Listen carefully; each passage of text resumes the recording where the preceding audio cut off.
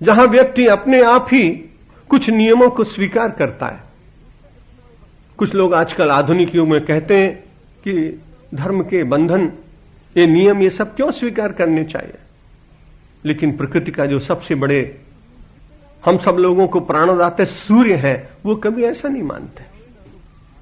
वो भी यदि आधुनिक हो जाए तो कभी मन में विचार करें कि कभी 8 बजे उदित होंगे, कभी 9 बजे उदित होंगे। हमें कोई किसी से सैलरी थोड़ी लेनी है कि हमें अटेंडेंस अपनी भरानी है किसी रजिस्टर में। अगर सूर्य भगवान ऐसा सोचें तो क्या सोच नहीं सकते। चंद्रमा यदि ऐसा विचार करे तो नहीं कर सकता है क्या। लेकिन हमारे ये संस्कृति के निरंतर प्रकाश स्वरूप सविता भगवान सूर्य ने स्वयं ही अपने ऊपर बंधन, स्वयं ही अपने ऊपर निरोध स्वीकार किया और बिल्कुल समय पर और बड़ा सम्मान किया मानव का। मुझे तो ऐसा लगता है कि हमारे सब देवताओं ने मानव की बड़ी महिमा बहुत स्वीकार की। काशी में बैठा हुआ व्यक्ति पंचांग में लिख देता है कि सोमवार के दिन 6:36 पर सूर्य उदित होंगे, तो भगवान सूर्य को लगता है इस ज्योतिषी की लाज रखनी चाहिए और 6:36 पर ही उदित होते हैं।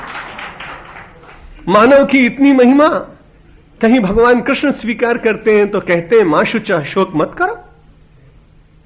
वो कह सकते हैं कि मैं तुम्हें शोक मुक्त कर रहा हूं, लेकिन कल आपने श्रवण किया था मानव के भीतर वो शक्ति रहे कि मैं भी कुछ कर सकता हूं, क्योंकि मैं ईश्वर का अंश हूं।